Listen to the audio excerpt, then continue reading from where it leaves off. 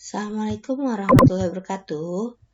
Anak-anak, bagaimana kabar kalian semua? Tentunya baik, bukan?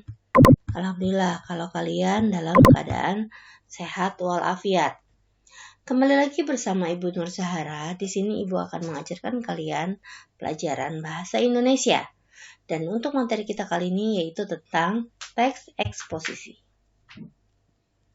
Anak-anak, untuk media pembelajarannya, hari ini kita menggunakan buku Mahir Berbahasa Indonesia untuk SMP maupun MTS kelas 8.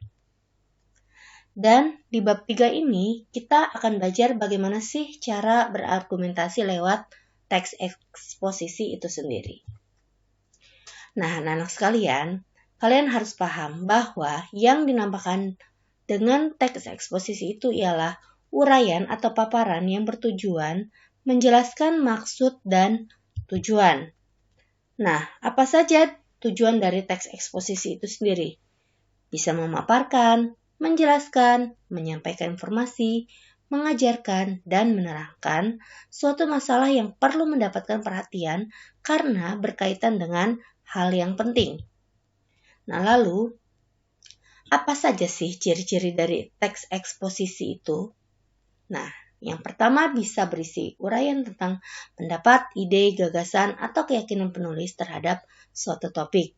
Kemudian diuraikan uraiannya itu bersifat objektif dan bertujuan menambah pengetahuan pembaca. Lalu dilengkapi penjelasan tambahan seperti ada gambarnya, ada angkanya, grafik, statistiknya, atau bahkan sebagai ilustrasi. Kemudian bisa menggali ide penulisan melalui proses analisis dan sintesis. Dan di kalimat penutup ditandai dengan penegasan. Jadi bukan ajakan atau dukungan. Nah, anak-anakku sekalian, sekarang kita masuk ke unsur-unsur teks eksposisi. Apa saja sih unsur-unsur dari teks eksposisi itu sendiri? Dimulai dari judul. Setelah judul ada pembukaan atau disebut dengan tesis.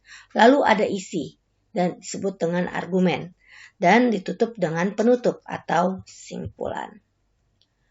Lalu, berbicara tentang ciri kebahasan dari teks eksposisi itu sendiri, yang pertama menggunakan kata ganti orang pertama. Nah, kata ganti orang pertama itu seperti aku, saya, nah maupun jamak. Jamak itu bisa kami, kita, nah seperti itu. Lalu bersifat non-fiksi, jadi dia masuk kategorinya ilmiah populer.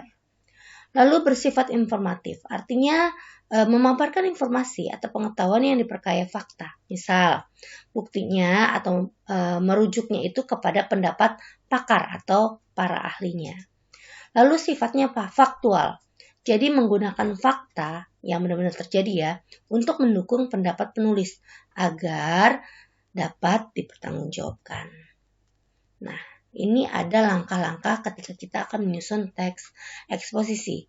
Yang pertama memilih dan menentukan topik, kemudian menentukan tujuan penulisan, kemudian mengumpulkan data untuk mendukung argumen, lalu menyusun kerangka tulisan, mengembangkan kerangka karangan, dan ditutup dengan membuat simpulan. Nah, anak-anakku sekalian, bagaimana dengan materi yang Ibu berikan hari ini? Tentunya mudah, bukan? Nah, kurang lebihnya Ibu mohon maaf dan Ibu akhiri pada pertemuan kali ini dengan lafaz hamdalah. Alhamdulillah. Terima kasih anak-anak. Assalamualaikum warahmatullahi wabarakatuh.